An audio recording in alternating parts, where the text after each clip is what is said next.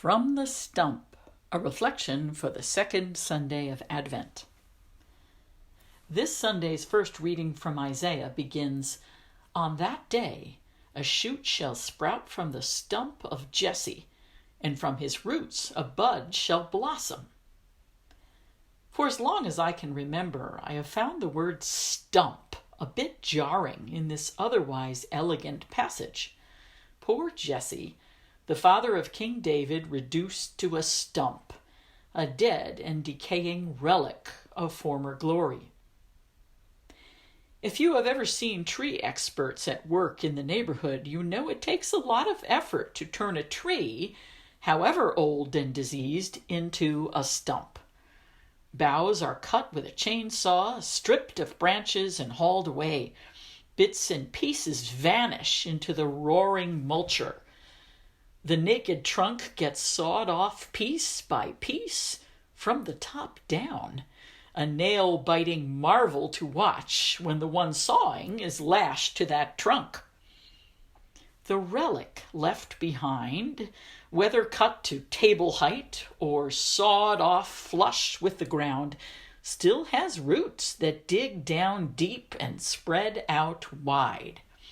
They take a long, long time to rot away.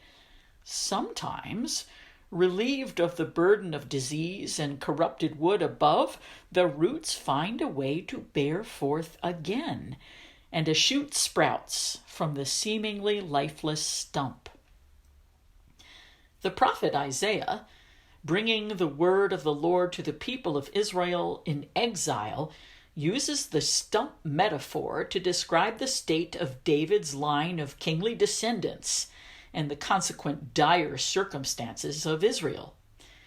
The glory of the monarchy, most evident during the golden age of the united Israel under David and Solomon, had long since faded.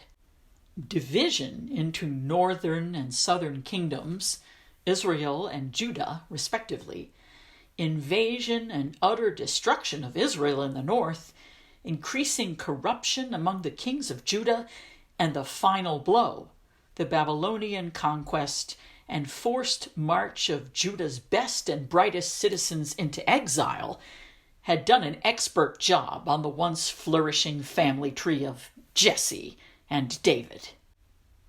Our Advent optimist Isaiah speaks a word of hope to Israel in exile. Though all seems lost, the temple desecrated, the palace plundered, the kingly line broken, Jewish life and culture carried off into foreign lands, Isaiah sees new life ahead.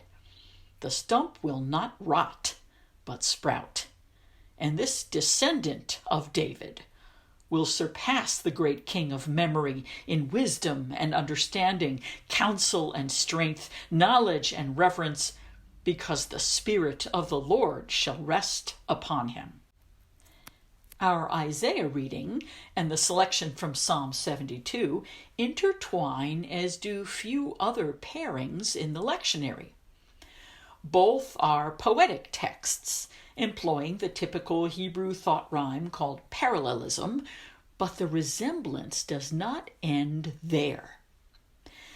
"But he shall judge the poor with justice and decide fairly for the lands afflicted," Isaiah 11:4, and "he shall govern your people with justice and your afflicted ones with judgment," Psalm 72:2, say the same thing, merely shifting the point of view. Commentators note that the characteristics of the Messiah in Isaiah 11 match closely the attributes of the king in Psalm 72.